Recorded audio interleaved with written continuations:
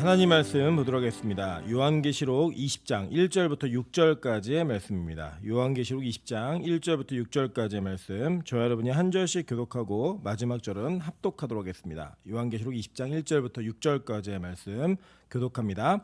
또 내가 보매 천사가 무저갱의 열쇠와 큰 쇠사슬을 그의 손에 가지고 하늘로부터 내려와서 용을 잡으니 곧 옛뱀이요 마귀요 사탄이라 잡아서 1000년 동안 결박하여 무저갱에 던져 넣어 잠그고 그 위에 임봉하여 1000년이 차도록 다시는 만국을 미혹하지 못하게 하였는데 그 후에는 반드시 잠깐 노일이라. 또 내가 보자들을 보니 거기에 앉은 자들이 있어 심판하는 권세를 받았더라. 또 내가 보니 예수를 증언함과 하나님의 말씀 때문에 목배임을 당한 자들의 영혼들과 또 짐승과 그의 우상에게 경배하지 아니하고 그들의 이마와 손에 그의 표를 받지 아니한 자들이 살아서 그리스도와 더불어 1000년 동안 왕노릇하니 그 나머지 죽은 자들은 그 1000년이 차기까지 살지 못하더라. 이는 첫째 부활이라. 이 첫째 부활에 참여하는 자들은 복이 있고 거룩하도다. 둘째 사망이 그들을 다스리는 권세가 없고 도리어 그들의 하나님과 그리스도의 제사장이 되어 1000년 동안 그리스도와 더불어 왕노릇하리라. 아멘. 네, 우리 주변에 있는 분들에게 이렇게 한번 인사하겠습니다. 당신이 있어서 행복합니다. 네, 당신이 있어서 기쁩니다. 이렇게 한번 다시 한번 인사하겠습니다. 네, 오늘은 요한계시록 93번째 강해입니다. 20장 1절부터 6절까지의 말씀을 가지고 천년왕국이라는 제목으로 하나님 말씀 증거하도록 하겠습니다. 기독교 역사 가운데 이제 정해진 교리들이 있습니다. 그러니까 교회가 다 모여가지고 공의회라고 하는 이름 하에 정해진 교리들이 있거든요. 이런 교리들은 지금의 우리가 뭐 시대가 바뀌었다고 해서 그걸 변경시키거나 바꾸면 안 됩니다. 예를 들면 삼위일체 교리라든지 예수 그리스도의 100% 인성과 신성의 문제라든지 이런 문제는 어떤 유명한 그리고 또 어떤 좋은 설교자가 설교하면서 그 삼위일체 교리를 다르게 전한다든지 그 예수님의 인성을 부인하거나 신성을 부인하든지 하면 그분의 인생이 어쨌든 간에 이단입니다. 그건 정확하게 성경이 우리에게 증거하고 있고 교회가 정해놓은 질서 안에 있는 내용들입니다. 그런데 반면에 아직까지도 논쟁의 여지가 있는 부분들이 있습니다. 특별히 오늘 여러분이 읽으신 이 천년왕국은 요한계시록 전체에서 가장 많은 신학자들의 논쟁과 서로의 의견이 다른 것들이 논해지고 있는 내용들입니다. 그래서 이 내용은 무엇이 옳다, 무엇이 그르다 이렇게 딱 단정지어 얘기하기는 너무 어려운 부분들이 있습니다. 그래서 제가 오늘 여러분에게 좀 공부하는 느낌이 들 수도 있지만 이 천년왕국에 대한 개념이 어떤 개념인지를 어느 정도는 객관적으로 좀 이해를 하시고 그 이해 속에서 이 천년왕국에 대한 개념이 명확하지 않을 때 어떤 현상이 일어나냐면 잘못된 성경 해석이 있을 수 있어요. 그러니까 뭐냐면 제가 소개하는 것들 중에 이 세 가지는 보편적으로 그냥 성경적으로 건강한 생각을 가진 사람들이 충분히 해석이 가능한 내용이에요. 물론 그중에 제가 믿는 게 있어요. 그런데 어떤 한 가지 해석은 요 근래에 등장하고 있는 한 가지 해석은 우리가 경계해야 되는 해석이 있어요. 그러니까 그거를 좀 구분하는 것들로 여러분에게 올바른 신학에 대한 내용들을 정립하고자 합니다. 왜냐하면 여러분 우리가 뭐가 문제냐면 우리가 잘못된 신념을 가진 신학은 우리를 잘못된 신앙으로 이끕니다. 예를 들면 1992년도에 한국에 다미선교회라는 종말론자들이 굉장히 큰 영향력을 가지고 이 땅에서 자신들의 교리들을 전하는 일들이 있었습니다. 그때 사실 뭐 여러 가지 비난과 비판과 논쟁들과 여러 가지가 있었지만 중요한 거는 그분들의 교리는 잘못됐지만 그분들이 믿었던 그 교리에 대한 열심과 행위들은요 우리가 못 쫓아갔어요. 뭐냐면 그 잘못된 교리를 믿는 사람들이 자기의 집을 팔아 헌금하고 이 세상이 이제 끝나기 때문에 더 이상 어떤 것도 소용없다라고 자기의 모든 것들을 다 정리해가지고 교회 헌물하고 나눠주는 일들을 하는 분들이 많았어요. 여러분 근데 그 삶이 잘못된 삶입니까? 천국을 준비하는 자들의 삶으로서는 잘못된 게 아닌데 그들이 믿었던 신학이 잘못되어 있으니까 잘못된 방향으로 간 거예요. 이해되시죠? 무슨 말인지. 그래서 올바른 신학적 내용을 이해하시는 것은 굉장히 중요한 일이기 때문에 그 내용들을 세워가는 것을 이 천년왕국에 있어서 몇 주에 걸쳐서 좀 다루고자 합니다. 여러분 이 내용들을 잘 이해하시면 될 텐데 일단은 이 내용들이 그렇게 쉽지는 않아요. 쉽지는 않지만 제가 충분히 여러분의 그 평신도의 수준에서 이 정도는 구분할 수 있겠다라는 정도의 내용들을 좀 정리해가지고 이런 거 나누면서 그런 내용들이 좀 세워져갖고 누가 어디 가서 뭐 무천년주의자냐 후천년주의자냐 전천년주의자냐 이런 얘기를 할 때 나는 이걸 믿습니다 내지는 그게 무슨 내용인지 압니다라고 얘기할 수 있을 정도의 그런 수준의 것만 좀 갖추면 너무 좋겠다 이런 바람이 있고요. 더 나아가서는 이 천년왕국에 대한 이해가 어떻든 간에 이 모든 것을 건강하게 믿는 자들은 천국을 준비하는 자들입니다. 그러니까 여러분이 그 천국을 준비하는 마음이 더 뜨거워지는 은혜의 시간이 있기를 주님의 이름으로 축원합니다. 먼저 이 천년왕국에 대한 견해들은요 크게 세 가지로 구분이 됩니다. 그러니까 전체 더 크게 보면 두 가지 범주로 구분이 되는데 두 가지 범주가 어떤 범주냐면 한쪽은 성경을 문자적으로만 믿는 사람들이에요. 그러니까 문자적으로만 믿는 사람들의 해석은 전천년설이 될 수밖에 없어요. 그리고 이것을 상징적으로 보는 사람들은 후천년이나 무천년으로 갈 수밖에 없습니다. 그러니까 이제 이거를 문자적으로만 보느냐 아니면 상징으로 보느냐에 따라서 이 두 가지 입장이 나누어지는데 전천년설, 후천년설, 무천년설 이게 굉장히 용어가 어려워요. 그러니까 이게 어떻게 이해하시면 되는지 제가 설명을 드릴게요. 예를 들어 전천년설이다 이렇게 얘기하면 천년 전에 재림이 있다 이렇게 생각하시면 돼요. 자, 그러니까 전천년설 그러면 우리가 그러니까 이해하기가 어려워. 이 단어 자체가 왜 그러냐면 이 단어가 번역되어지고 세워진 게 그 조선시대에 이렇게 신학이 들어오면서 그 우리나라 한 100년 역사, 기독교 100년 역사의 초기에 있었던 일이라 지금이 우리가 쓰는 용어하고는 잘 안 맞는 부분들이 있어요. 그러니까 이제 전천년설 그러면 도대체 전에 뭐가 있다는 거야? 그러니까 천년 전에 거꾸로 읽으시면 되는 거예요. 전천년 있으면 천년 전에 뭐가 있다? 재림이 있다. 예수님의 재림이 있다. 이렇게 이해하시면 되는 거예요. 그러니까 천년 전에 재림이 있으면 천년은 재림 후에 있는 거죠. 그러니까 예수님 재림하신 이후에 천년이라는 나라가 분명히 있는데 이걸 문자적으로 믿는 거예요. 이분들은. 그래서 이 천년왕국 전에 재림이 있고 휴거하고 재림이 동시에 일어납니다. 이분들의 주장에 있어서는. 근데 이 휴거하고 재림이 이제 어떤 상황이냐면 이런 겁니다. 휴거 그럼요. 우리가요. 공중으로 들림받는 휴거는 모두가 다 믿는 거예요. 어떤 신학을 가지고 있든 간에. 우리가 주님이 오실 때 공중의 나팔 소리와 함께 공중으로 들려 올림을 받죠. 들려 올림을 받다 이게 휴거거든요. 근데 전천년주의자들이 얘기하고 있는 휴거는 무슨 휴거의 개념이냐면 환란 전의 휴거예요. 환란이 있는데 이 땅에 7년 대환란이 있는데 그 전에 휴거가 이루어진다는 거예요. 그래서 이 사람들은 이 환란을 겪지 않는다 이런 내용입니다. 이해되시죠? 무슨 말인지 그 특징을 잘 이해하셔야 돼요. 그래서 이 천년왕국 자체를 문자적으로 이해하고 이 환란 끝에 재림이 예수님께서 재림하는 게 있다. 그래서 이게 뭐냐면 이 역사적 전천년자들의 주장에서는 뭐가 성립이 되는 거냐면 하나님께서 이 땅을 계속 악한 것이 더 극악해지는 그런 현상으로 쭉 이어진다는 거예요. 이 세상 자체가 악으로 가득하고 충만해짐으로 말미암아 마지막 최후에 역전하시는 그 은혜가 일어나기 전까지 악이 더 기승을 부린다라고 얘기합니다. 그래서 초대교회 교부들이 이걸 다 믿었어요. 전천년설을. 초대교회 교부들이라고 하면 초대교회의 로마 정부로부터 핍박받는 사람들이 있었잖아요. 그 핍박받는 사람들은 이 세계가 너무나 악하고 기독교를 박멸하고자 하는 그런 세상의 힘과 세력을 바벨론의 음료로 이해하고 그 음료들에게 하나님이 어떤 재앙과 벌을 내릴지를 계속 기대하면서 기도했던 내용들이 그 안에 있었습니다. 그래서 이 초대교회 때 터진 사건 중에 하나가 폼페이 그 화산 폭발이거든요. 그 화산 폭발이 있었을 때 그 당한 사람들의 입장, 로마 사람들의 입장에서는 그 굉장히 힘들고 괴로운 일이었지만 이 기독교인들에게는 그게 하나님의 심판의 도구였어요. 그게 자신들이 기도했고 기다렸던 것에 대한 역전승이다라고 고백했던 내용들이 있었던 그런 내용들이 있었습니다. 그리고 이 전천년자들은 이런 것들을 믿는 건데, 자, 그럼 후천년자는 누구냐? 그러면 이제 후천년은 천년 후 뭐예요? 재림.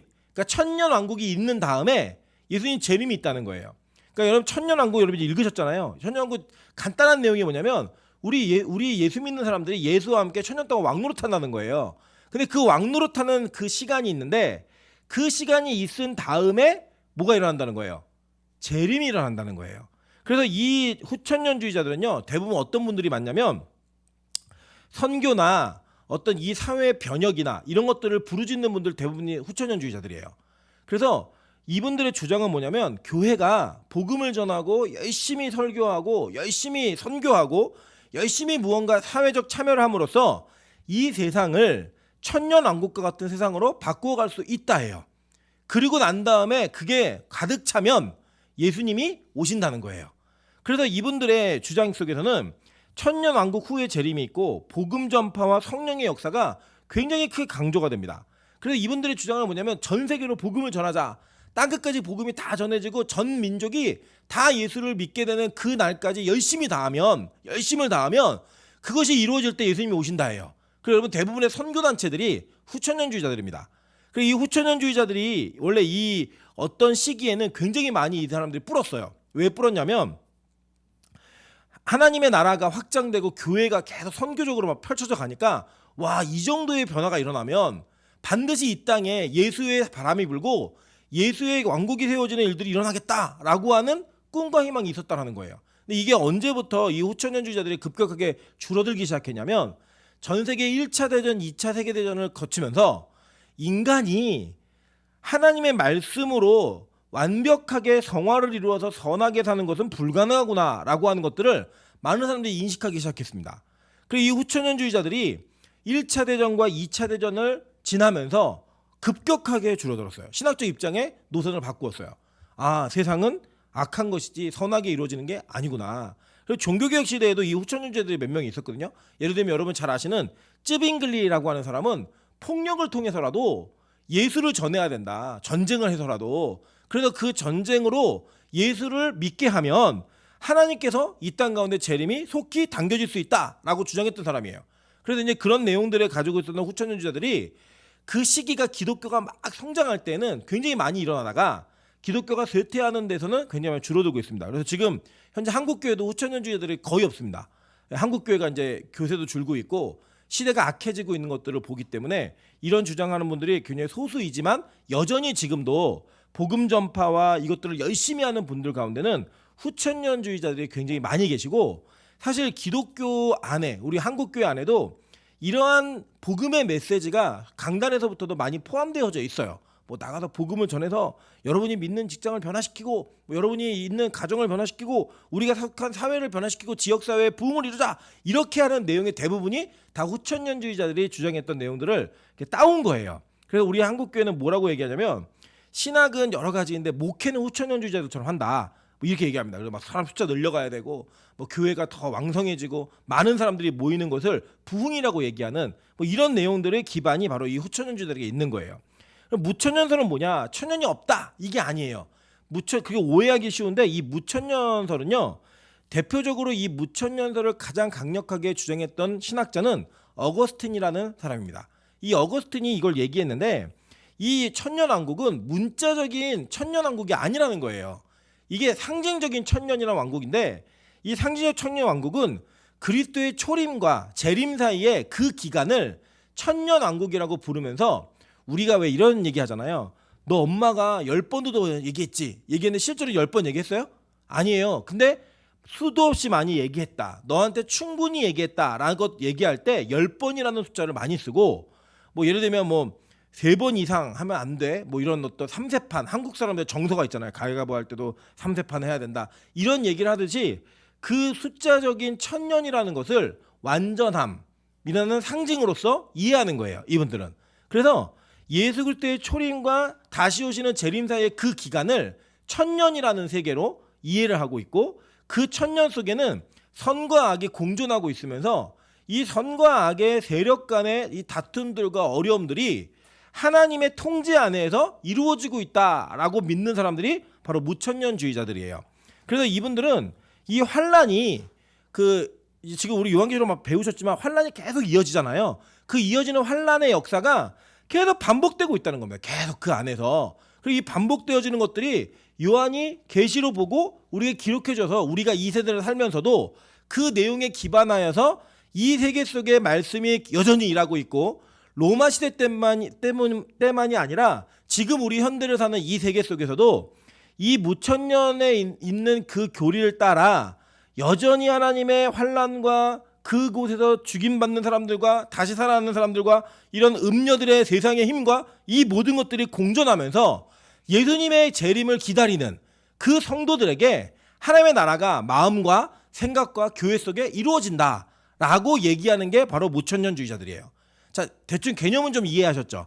자, 그런 개념이 이제 건강한, 그러니까 이 세 가지는 여러분이 무엇을 믿으셔도 천국 가는데 아무 지장이 없고, 굳이 너 잘못했어 뭐 그 안에서 이 성경 구조를 보면 이게 맞지 않을까? 요걸 보면은 이게 맞지 않을까라는 토의와 논쟁은 가능하지만 틀렸어라고 말하기엔 좀 어려워요. 저는 무천년주의자입니다. 그리고 여러분이 요한계시록을 무천년주의로 계속 공부를 하셨는데, 무천년주의가 모든 걸 완벽하게 다 설명할 수 있는 게 아니에요.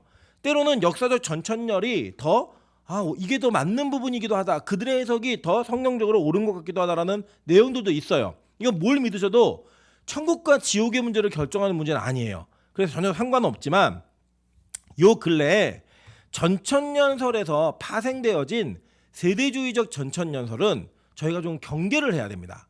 왜 경계를 해야 되냐면 이 세대주의적 전천년설은 굉장히 복잡한 데다가 이 복잡한 해석 속에서 잘못되어진 해석들이 너무나 많아요. 그러니까 우리가 받아들일 수 없는 그 해석이 반복됨으로 말미암아 잘못되어진 신앙적 형태를 갖게 만드는 일들이 있다는 거예요. 예를 들어 볼게요. 제가 몇 번 이렇게 말씀드렸던 적이 있는데, 이분들은 이 세대주의적 전천년주의자들은요, 이 문자적인 것들의 실제 미래의 어떤 시점에 특정한 사물이나 특정한 환경을 통해 그게 이루어진다는 거예요. 문자 그대로. 그 대표적으로 이 전천년주의자, 세대주의적 전천년사들이에요. 세대주의적 전천년설을 가지고 있는 사람들이 주장하는 게 뭐냐면, 베리칩은 666표다. 그래서 뭐 백신도 666표다. 그래서 그거 맞지 말아라. 뭐 이런 얘기들을 하시는 분들이 계세요. 뭐 가끔 전철역에서도 많이 계시고, 지금 우리 교회도 계속 책자 같은 게 와요. 이거 읽으라고. 5분만 읽으면 인생이 변한다. 이러면서 뭐 별자리의 이동과 뭐 이런 것들을 보면 이제 재림이 가까워왔고, 그걸 보면서 이 세계에 일어나고 있는 모든 것들, 뭐 일루미나티라든지 뭐 이런 것들, 프리메이슨 뭐 이런 것들을 자꾸 얘기하면서 그들이 악의 세력의 근원이고 뭐 이런 얘기들을 하시는 분들이 계시거든요. 근데 이분들의 그 성경 해석이 건강한 부분이 좀 부족해요. 건강하지 않아요. 그래서 잘못되는 오해 현상을 낳게 합니다. 그래서 어떤 일들이 있냐면, 뭐 예를 들면 백신을 맞지 않는다든지 거부한다든지 어떤 특정한 사회적인 변화들에 그냥 민감하게 얘기하고, 예를 들면 백신 맞은 사람들을 다 적그리스도, 뭐 거짓 선지자들 이렇게 말씀을 하세요. 그리고 예를 들면 요 코로나 기간 동안에 그 백신을 맞았던 목사님들을 거짓 선지자라고 얘기하는 분들이 계세요.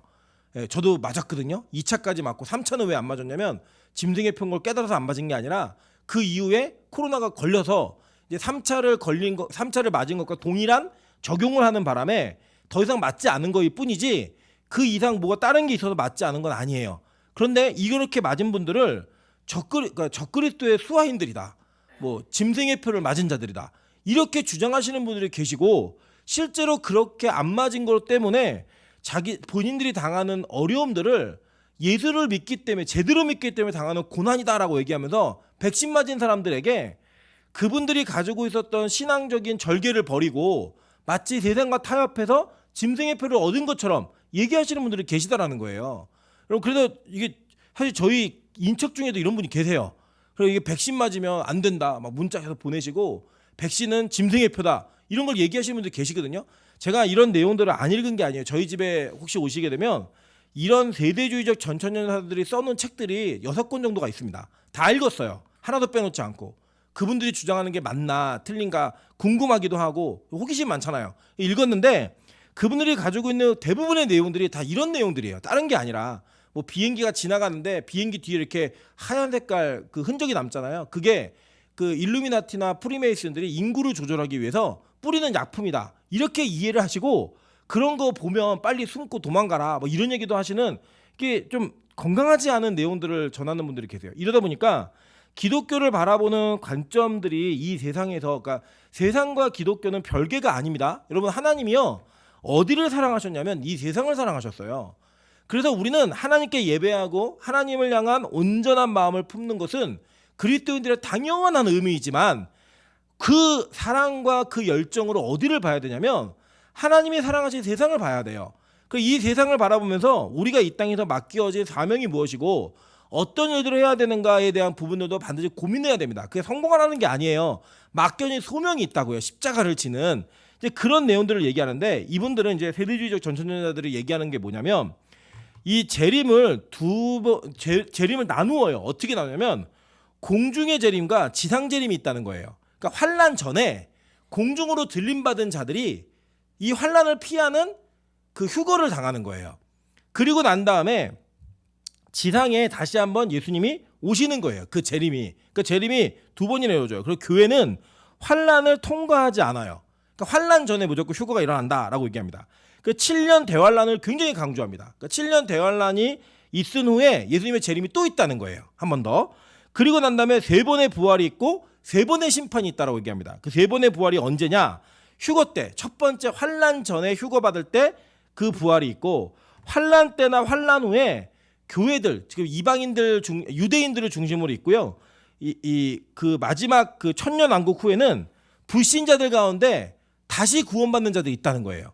그리고 이 세 번의 부활이 있다라고 얘기하고요. 그리고 또 동시에 세 번의 심판이 있다라고 얘기해요. 휴거 때의 심판이 있고, 환난 끝에는 유대인과 이방인들이 심판을 받고, 천년왕국 후에는 불신자들이 심판을 받는 세 번의 심판이 있다라고 얘기하면서 성경에 있는 이 역사적 모든 순서들이 그냥 문자 그대로 이루어지는 연대기적 기록이다라고 주장하는 분들이 계시는 겁니다.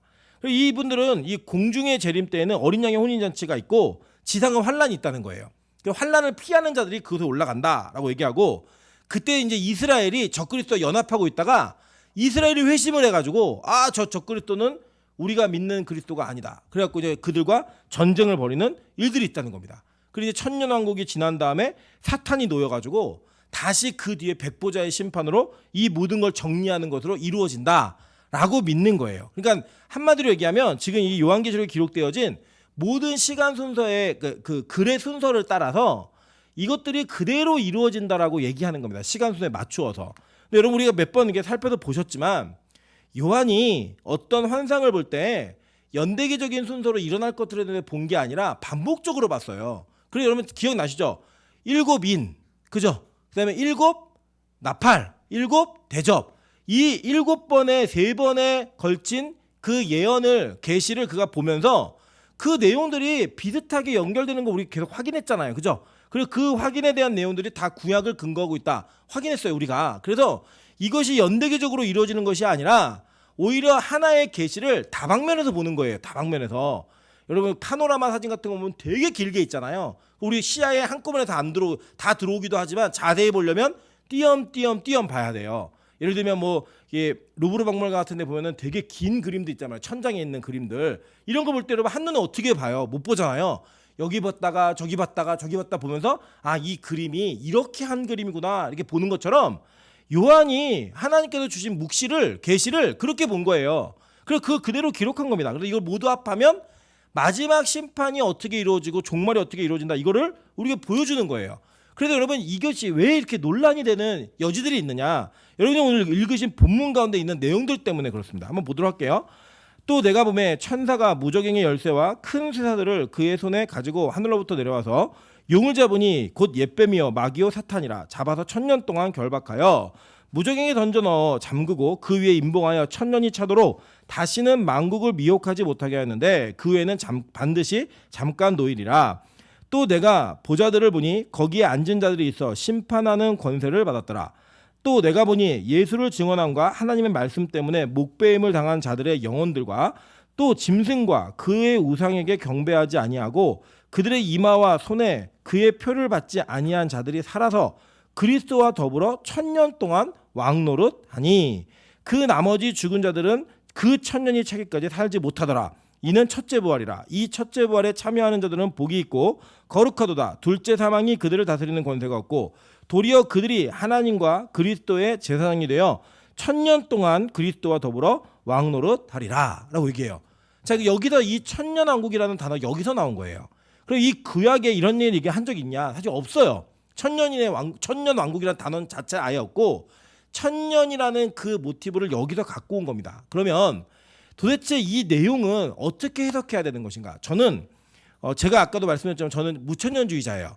이 무천년주의자의 기본적인 성경 해석을 기반으로 이 본문의 논쟁이 되고 있는 부분들과 본문 안에서 여러 가지 어려움들이 있는 부분들을 제가 믿고 있고 공부하고 연구한 그 근거를 따라 해석을 해나갈 겁니다. 여러분이 다른 입장을 갖고 계셔도 상관은 없어요. 그런데 제가 한 가지, 세대주의적 전천년설은 제가 인정할 수 없는 성경 해석이에요. 후천년주의자들, 역사적 전천년주의자들은 괜찮아요. 그거는 뭐 저희 기독교라는 범주 안에서 감리교를 다니든 침례교를 다니든 장로교를 다니든 우리가 구원 못 받는다고 얘기하지 않잖아요. 그죠? 그런 범주 안에 받아들일 수 있는 것처럼 나머지 전천년과 역사적 전천년과 후천년주의자들은 우리가 용납할 수 있어요. 서로 대화할 수 있고. 근데 이 세대주의적 전천년자들의 성경 해석은 건강하지 않기 때문에 그들에 대한 분명한 성경적인 반박과 논평을 할 거예요. 그래서 여러분 그것들을 바라보시면서 우리가 어떤 것들은 경계하고 어떻게 건강한 신학적 입장을 가져야 되는지 이것들을 좀 세워가시는 그런 은혜가 좀 있었으면 좋겠습니다. 먼저는 이렇게 성경 구조를 좀 이해하셔야 돼요. 이 천년왕국이라는 단어가 나오기까지 성경은 우리에게 설명하는데 제가 평소에는 잘 드리지 않는 그 간지 안에 성경 구도를 하나 넣는 게 있습니다. 보이십니까? 간지 안에. 자, A, B, C, D 있고 D-, C-, B-, A- 이렇게 있어요. 자, 이게 그 인클루지오 형태라 그래서 편지 봉투가 있으면 편지 봉투가 그 봉투 앞부분하고 뒷부분을 이렇게 닫으면서 이게 봉인이 되는 거잖아요. 그리고 이게 똑같은 것들이 이렇게 닫히면서 그 안에 있는 내용이 중요한 거예요. 그러니까 지금 뭐냐면 D하고 D-가 이 전체 맥락 속에서 말하고자 하는 내용의 중심인 거예요. 자, 이해되세요? 무슨 말인지? 편지 봉투를 앞뒤를 닫으면 그 안에 있는 내용이 중요한 거죠. 그러니까 이 가운데 있는 게 제일 중요한 거예요. 근데 유대 문학은 이러한 문학적 구도를 갖고 계속 써왔어요. 그 뭐냐면 잘 보세요. A를 보시면 음녀가 받는 심판이에요. 그죠? 그게 요한계시록 17장 1절부터 19장 6절까지 있는 내용이에요. 근데 그거를 쭉 내용을 따라 저 맨 끝에 봉투 형식의 마지막 대비되는 걸 보니까 A-가 뭐예요? 신부가 받는 의롭다 함이에요. 그러니까 음녀하고 신부가 대비적으로 나와 있는 거죠. 그죠? 자, 그리고 B는 뭐냐면 B는 음녀가 받은 심판 뒤에 이어지는 게 뭐냐? 바로 하나님의 심판이에요. 그 하나님의 심판과 연결돼서 이어지는 게 B-예요. 그죠? 여기에도 뭐가 나와요? 백보자의 심판, 하나님의 심판이 나오는 거예요. 이렇게 이게 매칭이 되는 거죠, 서로. 자, 그다음에 C가 뭐예요? 짐승과 거짓 예언자가 받은 심판들. 이게 뭐 에스겔 39장에 기록돼서 구약에 기반해서 이게 이루어진다. 그리고 C-가 뭐예요? 20장 7절부터 10절인데 곡과 마곡이 받은 심판. 이게 에스겔 9장 39장에 있었던 이야기잖아요. 38장 39장에. 그 내용들을 서로 대비시키면서 그렇게 하나씩 매칭이 되는 거예요. 이렇게. 그리고 맨 마지막에 맞춰져 있는 게 뭐냐면 사탄이 1000년 동안 갇히는, 지금 여러분이 읽으신 계시록 20장 1절부터 3절, 그리고 성도들이 1000년 동안 왕노릇하는 계시록 20장 4절부터 6절, 여기 읽은 우리 본문에 하나 둘 세 절이 같이 병행을 이루면서 대꾸를 이루면서 이 내용을 말하기 위해서 나머지 것들을 쭉 얘기해 온 거예요. 그리고 그게 풀어가는 거고요. 그러니까 이게 어떤 역사적인 순서가 이렇게 이루어질 거다라고 기록한 게 아니라 유대 문학적 기법에 의해서 요 내용을 설명하기 위해 앞뒤로다가 요 내용을 대칭으로 쭉 그려온 거라고요. 그러니까 이거는 성경이 장절이 원래 나눠져 있었어요? 안 나눠져 있었어요? 안 나눠져 있었죠. 그죠? 그냥 쭉 그려져 있는 책이었다고요. 그냥 쭉 써져 있는 그 책의 문학적인 내용을 분석하면 이런 내용이 나와요. 그러니까 여러분 이거 잊어버리셔도 되는데 제가 이걸 왜 기록해놨냐면, 왜 그려드렸냐면 이게 연대계적으로 뭐가 이루어지는 것들을 맞춰가기 위해서 쓴 책이 아니라는 걸 말씀드리고 싶었던 거예요. 이런 구도를 따라 보면 우리가 하나님의 나라가 시간 순서에 맞춰서 오는 게 아니라 이미 이 땅에 왔다라는 거를 성경은 이미 여러 번 증명하고 있기 때문에 이거를 그대로 받아들일 수가 없는 거예요. 자, 한번 볼게요. 마태복음 4장 12절부터 17절입니다.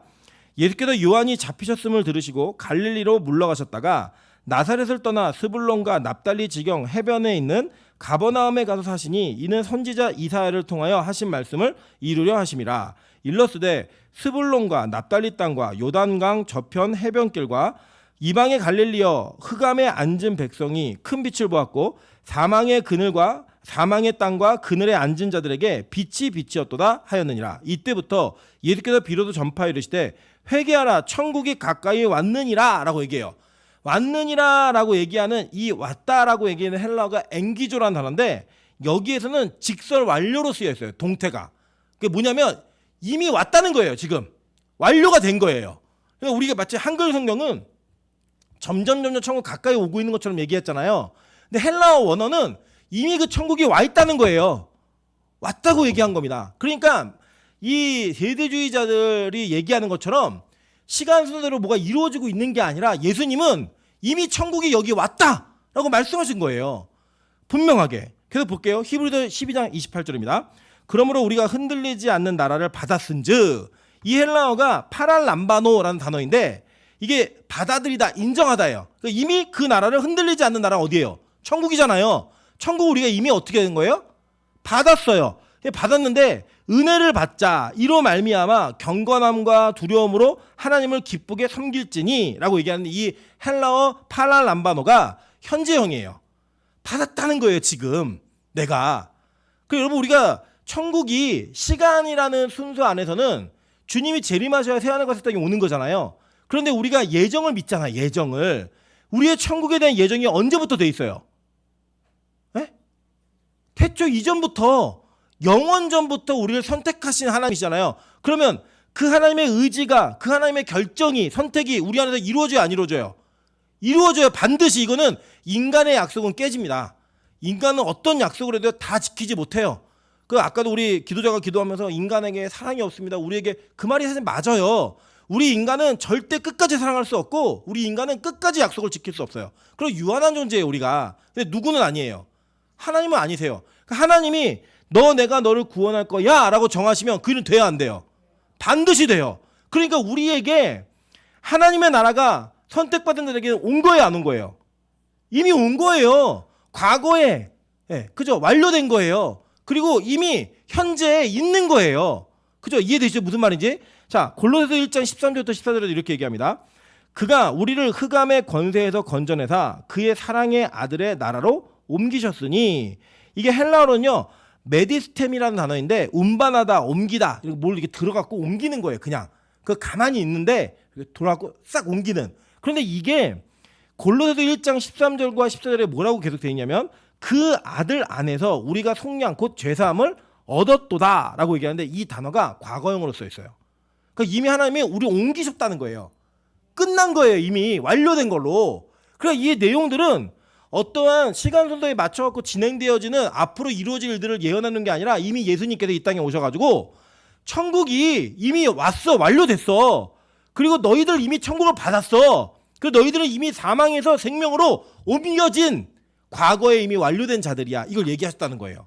자, 그럼 우리 이미 천국 백성이 아니에요. 백성인 거예요, 여러분. 이해되시죠? 무슨 말인지. 그러니까 우리가 어떤 특정한 상황과 환경 속에 여러분 예를 들어 이런 거예요. 아주 쉽게 얘기해서 여러분의 아버지나 할아버지가 재벌이세요. 재벌. 상상만 해도 안 좋으세요? 재벌이세요. 우리 아버지가 누구라고 해요? 빌 게이츠? 빌 게이츠. 재벌이에요. 재벌. 그리고 그 재벌이 여러분의 아버지이고 여러분의 가족이라면 여러분은 가난하게 살겠어요? 부자로 살겠어요? 에? 부자로 살겠죠. 그죠? 여러분 예를 들어 여러분이 빌 게이츠까지 안 가도 돼요. 여러분의 집안에 선산이 있는데 그 선산의 가격이 한 200 정도 돼요. 현재 시세로. 여러분이 앞으로 가난할까요? 아니면 풍성하게 살까요? 풍성하게 살겠죠. 그걸 믿는 거잖아요. 여러분이 지금 그렇게 예를 들어 우리 집에 물려받은 선산이 있는데 그 선산이 200억 정도의 가격이다. 근데 지금 너무 어려웠고 라면도 먹기 힘들다라고 얘기하는 게 맞아요, 틀려요? 에? 그럴 수는 있겠지만 지금 현재는 그럼 내가 계속 라면만 먹겠어요? 아니잖아요. 앞으로 올 게 있잖아요. 그럼 그는 가난해요? 아니면 부자예요? 부자예요. 우리 이미 너 부자네 이렇게 얘기해요. 이해 안 되세요? 무슨 말인지? 보통 그렇게 얘기하잖아요. 우리 아빠가 부자지 내가 부자야 이렇게 얘기해요 보통. 그런데 아빠가 부자면 그 아버지가 이제 부르심을 받으면 다 그건 누구 거예요? 사회 환원. 그래도 있지만 대부분 가문에게 물려가는 것들이 있기 때문에 그 가문에서 계속 물려받는 것을 통해서 이미 나는 그렇게 재벌 2세 3세가 되면 재벌처럼 살아요. 이 땅에서도. 근데 천국에 오는 기업은 하늘나라의 기업은 흔들리는 기업이에요? 안 흔들리는 기업이에요? 안 흔들리는 기업이에요. 망하는 기업이에요. 안 망하는 기업이에요. 안 망해요, 절대로. 그래서 이거는 반드시 우리에게 오는 거라는 거예요. 반드시. 그렇기 때문에 하나님의 언약 가운데 있는 그 천국은 여러분이 약속된 나라예요. 그 구원받은 선택 가운데 있는 것들은 이미 여러분을 천국이라고 하는 것에 이미 갖다 놓은 거예요. 우리가 고민해야 될 거는 내가 진짜 선택받은 자인가 아닌가에 대한 고민하는 거지, 내가 믿으면서 불안해 죽겠네, 이러다가 뭐 내가 수요예배 한번 빠진 날 주님 오시면 나 지옥 가나, 이렇게 믿는 게 아니라고요. 우리는 그런 불안함으로 믿는 게 아니라 내가 이미 하나님의 선택 가운데 이 믿음 속을 걸어가고 있다면 나는 이미 어디 백성이다? 천국 백성이다. 이거 믿고 사는 거예요, 이거를. 그래, 이미 천국 그 나라가 있는 거예요. 그래서 믿던 사람이 갑자기 지옥을 가든지 이런 일은 없어요. 믿는 자는 계속 어디로 가요? 천국으로 가는 거예요. 그러면 그 사람에게 천국이 이루어졌다고 말하는 게 틀려요, 맞아요? 맞잖아요. 예수님이 그걸 기점으로 이렇게 얘기를 하시는 거예요. 그러니까 이 천년왕국은 하나님의 나라가 이미 이루어진 자들에게 그 언약과 그 약속을 통하여 어떠한 나라인지를 설명해 주기 위해서 이런 상징으로 우리에게 보여주는 내용이라는 거예요. 그럼 도대체 왜 천년인가? 도대체 이 천년을 문자로 믿는 사람들은 1년, 2년, 3년에서 천년을 따지는 거잖아요. 도대체 왜 천년이라고 말하나? 그걸 한번 좀 보도록 할게요. 시편 90편 3절부터 4절입니다. 주께서 사람을 티끌로 돌아가게 하시고 말씀하시기를 너희 인생들은 돌아가라 하셨사오니 주의 목전에는 천년이 지나간 어제 같으며 밤의 한순간 같을 뿐임이니라 라고 얘기해요. 아까 우리 그 찬양인도 하시는 전사님이 찬양인도 끝에 이제 기도하면서 밖에서 천년을 살든 만년을 살든 이것보다 하루 오늘 예배드리는 게 더 중요합니다, 이런 기도를 했잖아요. 근데 그 기도에서 천년 만년이라는 게 어떤 내용이냐면 이 세상에 가서 무구한 인생을 살아도 길게 살더라도 충분히 살더라도 이것보다 좋겠냐, 이런 걸로 말한 거죠. 진짜 천년이라는 숫자를 살아봐라, 만년의 숫자 살아봐라, 이게 아니라 정말 꽉 채운, 정말 인간이 살만한 걸 충분하게 누리는 모든 것들 다 해보아도 이 예배보다 못하다, 이거 아니에요? 그 천년과 만년은 시간을 그대로 적용한 거예요, 아니면 상징인 거예요? 상징인 거죠. 그러니까 성경에도 그런 표현이 있다는 거예요. 천년이, 주께는 천년이 하루 같고 하루가 천년 같고, 이렇게 얘기할 때 그 천년은 한 해, 두 해, 세 해, 이거 세 갖고 천년이 아니라 꽉 찬, 충분한 이런 내용을 얘기하는 거예요. 예, 이해되시죠? 예, 자, 그런 것처럼 계속 보세요. 전도서 6장 6절부터 7절입니다. 그가 비록 천년의 갑절을 산다 할지라도 행복을 보지 못하면 마침내 다 한 곳으로 돌아가는 것뿐이니 아니냐. 사람의 수고는 다 자기 입을 위함이나 그 식욕은 채울 수 없느니라 라고 얘기해요. 그 뭐라고 얘기하냐면 천년의 갑절을 산다 할지라도 2000년을 살아도 사람이 행복을 보지 못하면 결국에는 다 돌아가는 건 하나다. 허무함. 그 허무함과 연속성, 채워지지 않는 연속성, 그게 뭐예요? 식욕이라는 거예요. 식욕. 우리 빛가성은 공감하지 않습니까? 먹어도 계속 먹고 싶고 만족감이 없어요. 오늘 막 먹고 나면 아무것도 안 먹고 싶은데 또 몇 시간 지나고 나면 먹어요. 맨날 우리 몇 명 있거든요. 뭐 먹을래? 자기 배불러서 못 먹겠대요. 근데 막상 음식이 오면 맛만 볼까? 그러고 맛만 보다가 다 먹어요, 혼자. 막 들어가네, 먹어보니까. 근데 그게 끝나요, 여러분? 안 끝나요. 계속 먹어요, 계속 인간이. 여러분, 인간이 그거 위해 산다는 거예요. 천년의 갑절을 살아도 그거 위해 사는 것밖에 없다. 행복을 느끼지 못하면 먹기 위해 그냥 사는 거예요, 그냥. 그런 인생을 얘기할 때 그렇게 오래 살아봐도 행복하지 못하면 안 된다라는 상징으로서 천년을 얘기하는 거예요. 자, 보세요. 또 천이라는 숫자를 언제 쓰는지. 열왕기상 3장 4절입니다. 이에 왕이 제사하러 기브온으로 가니 거기는 산당이 큼이라 솔로몬이 그 제단에 1000번제를 드렸더니 라고 얘기해요. 보통 우리 이제 한국교가 1000번제를 갖고 매일 하루에 한 번씩 1000일을 하면은 뭐 된다는데, 그렇게 숫자를 채우는 천일은요, 이 불교에 있는 사상이고요. 이 솔로몬이 드렸던 1000번제는 한 번에 1000명에 먹을 만한 그 재물을 한꺼번에 다 드렸다 해요. 근데 이게 1000인분을 계산한 게 아니라 1000번이라고 하는 꽉 채움, 완벽한 제사를 드렸다라고 하는 의미로 받아들이시면 되는 거예요. 그러니까 우리 예를 들면 이런 게 있잖아요. 뭐 99번을 했다. 그럼 보통 뭐라고 얘기하죠? 한 번 더 해서 100번 채워. 9번을 했다. 한 번 더 해서 10개 채워. 이렇게 얘기하잖아요. 그런 것처럼 꽉 차는 그 이야기를 상징으로 숫자로 표현할 때 1000번이라는, 1000이라는 숫자를 유대인들은 아주 이 제사에도 사용했다는 거예요. 솔로몬의 제사에서도. 그러니까 이 천번의 제사 드려지고 나니까 뭐가 있어요? 하나님 찾아오셨고 너 뭐 원하니? 그랬더니 심판할 때 지혜를 주세요. 이걸 구했다고요. 그 관계가 이루어진 걸 천년이라고 상징하는 거예요. 계속 볼게요. 출애굽기 20장 6절입니다. 나를 사랑하고 내 계명을 지키는 자에게는 천대까지 은혜를 베푸느니라 라고 얘기했어요. 천대까지. 그리고 진짜 하나님이 1대, 2대, 3대, 4대 이거 천년 이렇게 얘기하는 거예요? 그게 아니죠. 내가 너에게 무한한 복을 주겠다라는 상징으로 천이라는 숫자를 사용하신 거예요. 자, 계속 볼게요. 민수기 31장 4절부터 6절입니다.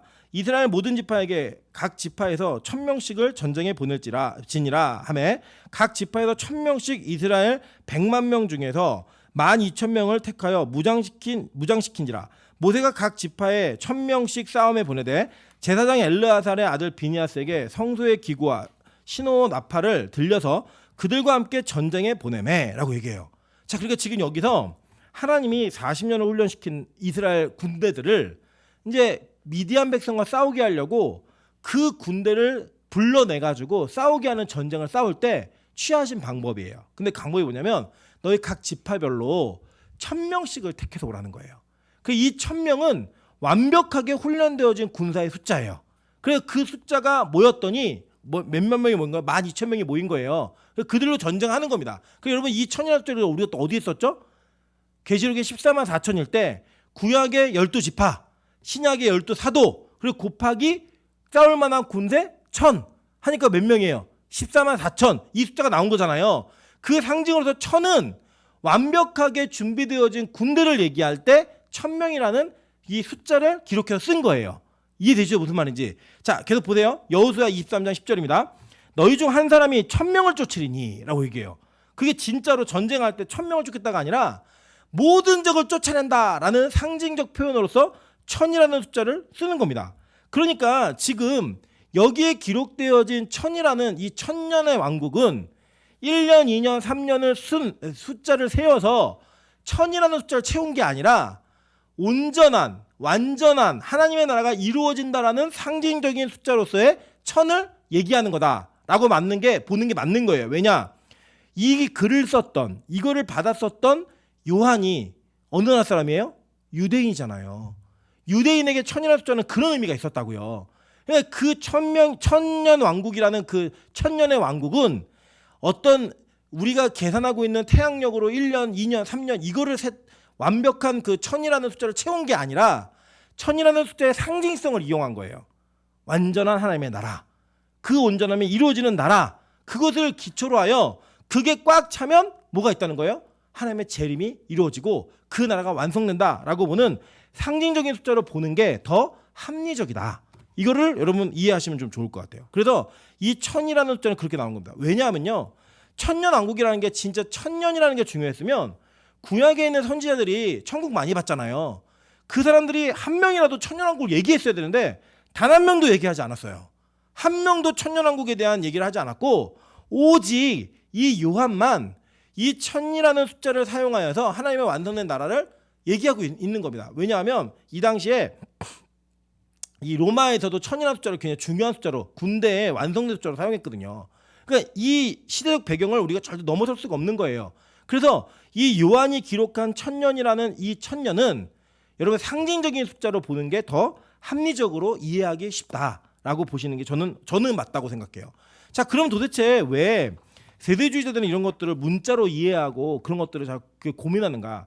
오늘 여기까지밖에 못하겠네요. 시간이 좀 많이 가가지고 몇 주 동안 좀 이게 보셔야 되는 게 좀 어려울 수 있지만 이 내용을 좀 이해하시면 이 땅에서 우리가 어떤 메시지를 들을 때 구분할 수가 있어요. 아, 이거는 어떤 걸 기준으로 해서 얘기하시는 거구나. 뭘 주장하는 거구나. 그래서 내가 이거를 받아들일 건가 받아들이지 않을 건가 선택할 때 여러분의 기준이 있어야 되잖아요. 필터링이 있어야 되잖아요. 그 필터링을 만들어 드리는 거예요. 그러니까 여기 조금 어려우시더라도 이것만 딱 이해하시고 나면 이 요한계시록 금방 끝납니다. 이 뒤에는 이제 하나님의 나라가 이루어지는 것들이 그대로 뭐 이거는 다 동의하는 거기 때문에 어떤 입장을 가졌든 간에 그 내용들만 조금 이해하는 시간을 난해하지만 가지시면 좋을 것 같아요. 이 세대주의자들, 그러니까 세대주의적 전초전설을 가진 사람들이 주장하는 그 7년 대환란 뭐 이런 얘기가 어디서 도대체 나온 거냐? 다니엘서에서 나온 거예요. 다니엘서에서. 이 다니엘서가 어디서 나오는지 한번 보도록 할게요. 다니엘서 9장 24절부터 27절입니다. 내 백성과 내 거룩한 성을 위하여 이른 이래를 기한으로 정하였나니 허물이 그치며 죄가 끝나며 죄악이 용서되며 영원한 의가 드러나며 환상과 예언이 응하며 또 지극히 거룩하신 이가 기름 부음을 받으리라. 자, 여기서 이제 요 내용은 즉 예수님이 오시는 얘기를 하는 거죠. 근데 그 기한이 어디냐면 기한이 71회를 기한 70주를 기한으로 잡았다는 거예요. 그 70주가 기한으로 잡혔는데 계속 볼게요.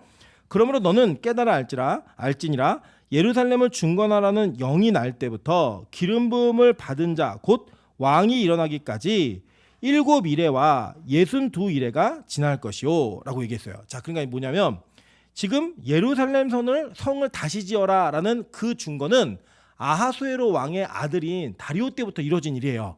그러니까 그 다리오 때부터 62일에 지나고 7일에가 지나니까 몇 일에가 지난 거예요? 69일에가 지난 거죠. 69일에가 지나면 이걸 연으로 계산하면 이게 490년을 계산해요. 그러니까 490년을 지나면 재림이 있을 거라는데 그 490년 지났어요, 안 지났어요? 이미 훨씬 지나 버렸어요. 그러니까 이 마지막 69일에가 찼으니까 이제 한 일회가 남은 거죠. 7일이 남은 거, 7년이 남은 거예요. 근데 그 7년이 남았는데 그 7년은 숨겨진 7년이라는 거예요. 세대주의 주장은. 그래서 이 7년이 언제 이루어질지 모르는 비밀의 7년이다. 이렇게 얘기를 합니다. 그 이 7년이 어떻게 이루어지냐 봤더니 계속 볼게요.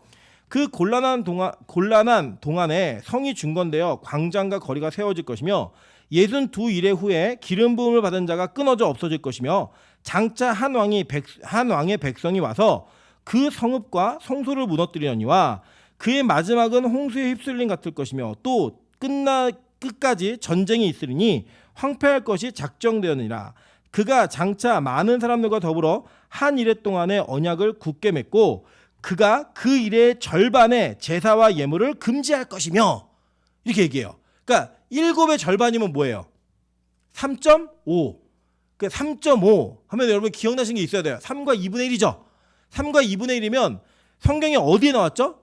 우리 계시록 12장에서 한때와 두때와 반때 얘기하면서 한때와 두때 더하면 3년이죠. 반때 3.5년 이걸 얘기하는 게 바로 이 뒤에 있는 거랑 맞춰갖고 이 3년 반 동안은 제사가 금지되는 시기가 있을 거고 나머지 3년 반 동안은 회복이 있을 거다. 이걸 얘기하면서 그 중간에 환란을 얘기하는 거예요. 세대주의자들은 요거를.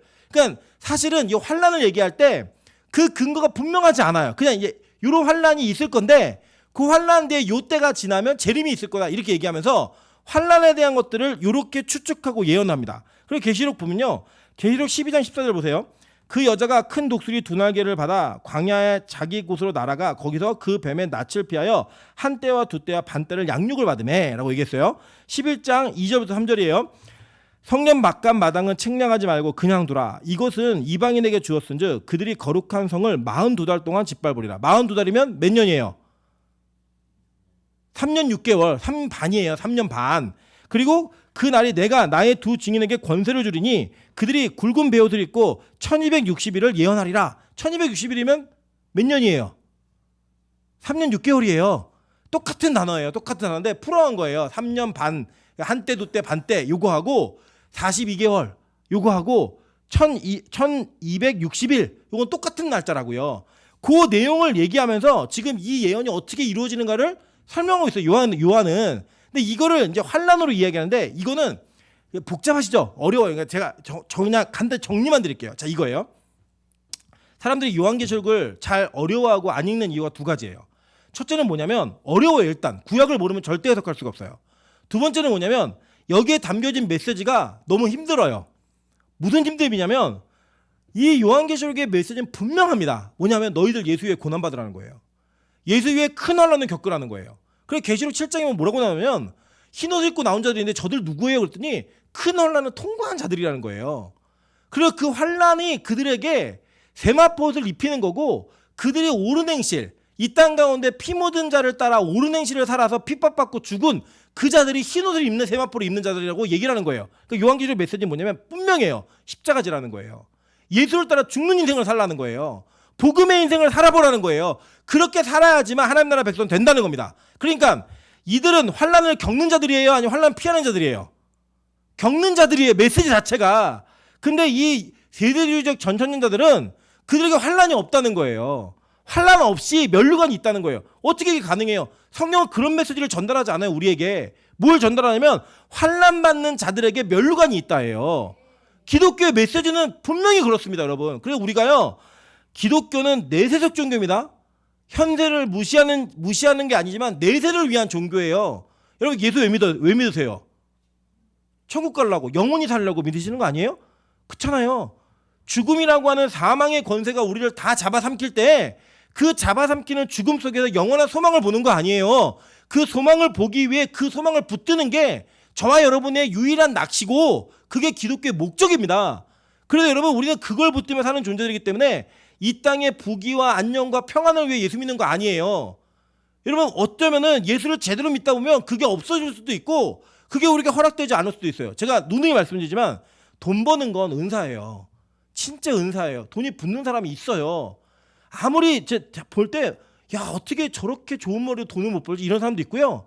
어떻게 저 머리로 돈을 벌지 이런 사람도 있다고요. 은사예요, 은사. 하나님만 부어주시면 이해 안 되는 방법으로 저 돈이 벌려요. 저 진짜 여러 번 봤다니까요, 그런 것들요. 제가 말씀드렸잖아요. 하늘문에 무좀약 팔아갖고 정말 돈 많이 버신 분. 그 무좀약이요, 정말 저도 한번 해봤는데 안 나요. 근데 사람들은 났는데요. 사람은 났는데 그래 진짜 불티나게 팔렸어요, 진짜로. 전 케이블 방송이 그걸 다 벌금 물어가면서 방송해가지고 그걸 팔았어요, 진짜. 하나님이 부어주시면 그런 은혜도 있을 수 있어요. 근데 그게요, 열심히 기도한다고 되는 게 아니라고요. 우리 모두가 그걸 꿈꾼다고 되는 게 아니에요. 하나님이 허락한 자에게만 허락하시는 거지 모두에게 이런 일이 아니라는 겁니다. 그래서 여러분, 기독교는요, 이 땅에서의 잘됨을 목적으로 믿는 종교는 아니에요. 오히려 우리는요, 이 땅에 어떤 어려움이 있다 할지라도 예수 그리스도에 대한 온전한 믿음을 소유하고 그것을 지켜내기 위해 신앙을 갖는 거예요. 여러분, 그러면 스데반은 돌 맞아 죽으면 안 되잖아요. 예수를 그렇게 잘 믿었고 성령 충만했고 초대교회 집사면요, 목사예요. 초대교회 집사로 세워진 그에게 왜 하나님 돌을 맞아 죽는데 그 보좌에 서갖고 보고 계셨겠어요. 원래 그게 아니라 우리가 지금 이 번영신학에 근거하면 주님이 급격하게 내려오셔갖고 말리셨어야죠. 돌을 빵으로 바꿔서 막 입에 빵이 물리고 막 이랬어야죠. 그게 아니었잖아요. 돌에 맞아 죽었는데 그 죽으면서도 스데반은 자기의 믿음을 부인하지 않았어요. 하나님은요, 우리의 환경을 지키시는 분이 아니에요. 하나님은 우리의 뭘 지키시는 분이에요? 믿음을 지키시는 분이에요. 믿음을.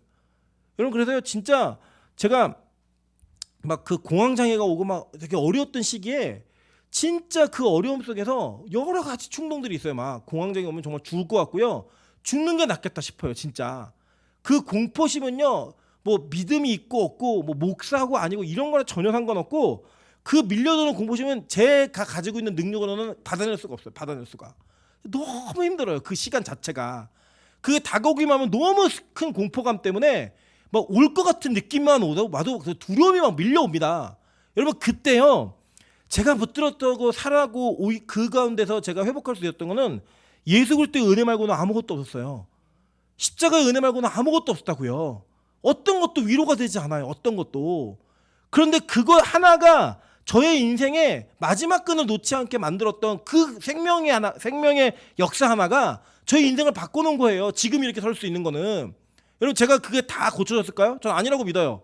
저는 언젠가는 또 그게 올 수도 있다고 믿어요. 저는 근데도요, 그때 예수님만 붙들 거예요. 그게 우리 인간이에요. 그게 우리의 나약함의 존재라고요. 우리 인간이 뭐 얼마나 강하고 얼마나 힘 있어도 이겨내요. 그거 없어요. 다만 이 땅에 그 예수에 대한 믿음을 붙들면서 고통과 고난을 이겨내며 사는 거예요. 한 걸음 한 걸음. 그래서 예수 믿는데 환경의 어려움 때문에 낙심하고 회복하지 못한 사람도 있고 맨날 어려움과 낙심과 무기력함과 우울증과 이런 것들 때문에 시달리는 사람들이 있는 거예요. 복음 안에서도. 그런데 그게 잘못된 게 아니라 그 과정 속에서 다시 일어나는 힘이 예수 외에는 없다는 것이 우리 인생을 때 확인되어지는 거예요. 가난도 병도 마찬가지고요. 그래서 예수 믿는 사람에게 모든 이 세상에 있는 사람들이 당하는 고통도 동일하게 있는 겁니다. 언제 끝나는 거예요? 주님 오시는 날. 새하늘과 새 땅에서 영원히 종료되는 거라고요. 그걸 믿으면서 오늘의 삶을 또 치열하게 싸워나가는 그 메시지를 위해 요한계시록이 기록된 거예요. 이 성도들이 얼마나 어렵겠어요. 예수 믿는 것 때문에 죽임을 당했고 예수 믿는 것 때문에 짐승에게 찢겨야 됐고 불에 태워졌고 십자가에 못 박혀주는 그 현실 앞에서 어떻게 그걸 인간의 힘으로 이겨내요? 절대 못 이겨내요. 우리 이렇게 예배드리는 것 같아도요, 여기에 칼든 사람 하나 나와갖고 예수 안 믿으면 나갈 수 있고 예수 믿는다고 하면 여기서 죽어. 이렇게 얘기하면요. 몇 명이나 여기서 예수 믿고 죽겠다고 얘기하겠어요. 우리 신앙이 그 정도밖에 안 돼요. 치를 떠는 고통이 막 다가오면 하나님 저주할 수도 있고 부인할 수도 있는 게 우리 실제 모습이라고요. 우리 실제 모습. 그런데 그 실체 속에서 오늘 하루를 치열하게 싸워가면서 그 예수에 대한 소망을 붙들고 다시 일어서는 그 힘을 갖기 위해 오늘 예배 드리는 거고 매일 예배 드리는 거예요. 그래야지만 살 수 있으니까. 그래야지만 그 소망을 붙들지 않고 끝까지 갈 수 있으니까. 여러분 그게 바로 우리 그리스도인들이 이 천년왕국을 바라보면서 사는 존재들인 거예요. 우리 스스로 사는 것이 아니라 예수와 함께 왕노릇하는 존재들. 그 왕노릇을 위해서 지금 어떠한 여러분의 신학적 교리가 있든 간에 여러분이 가지고 있는 그 믿음 속에서 그 천국을 소망하고 그 소망하는 천국을 준비하신 하나님과의 관계성을 사랑이라는 관계성으로 이어가기를 노력하는 싸움을 싸우라고 이 책을 썼던 것처럼 오늘 우리가 이걸 읽으면서 그걸 보는 거예요. 여러분 예수 믿는다고 죽는 시대 아니잖아요. 여러분 예수 믿는다고 직장에서 잘리고 여러분 예수 믿는다고 뭐 집안에서 여러분들 엄청난 핍박을 가하고 이런 상황 아니잖아요. 그럼에도 불구하고 우리가 이걸 믿어가는 데는 우리 안에 내면적 싸움과 전투가 계속 있다고요. 우리 안에 음녀가 있는 거예요. 우리 안에 바벨론의 큰 음녀가 자리 잡고 있어요. 생각이, 마음이. 그걸 싸워내는 거예요. 저도 마찬가지고요. 그 전투를 싸워서 매일 이겨내기 위해 우리가 이 요한계시록을 통해 또 한 번의 전투의 의지를 갖는 거예요. 또 한 번의 예수에 대한 소망의 의지를 갖는 거예요. 그러면서 한 걸음 한 걸음 싸워나가는 그 은혜가 있으셔야 됩니다. 그게 우리에게 이루어진 천년왕국이에요. 저는 이 본문을 계속 해석해 나가면서 진짜 이 천년왕국의 의미가 무엇인지, 그 나라가 어떤 나라인지, 그 나라가 여러분에게 이미 이루어졌고 이미 그것이 이루어져 가고 있다는 것을 온전하게 믿으면서 가는 것이 신앙이 얼마나 유익이 있는지 이것들을 중심으로 좀 풀어내고 싶어요. 제가 되게 고민 많이 했거든요. 이거 정말 신학적인 것만 가르치면 너무 재미없을 텐데 과연 이게 우리의 삶에 어떻게 적용이 돼야 되는가, 과연 우리의 삶과 어떤 연관성이 있을까, 이 고민을 진짜 많이 할 겁니다. 여러분 그 고민 끝에 나오는 열매들을 함께 누리시는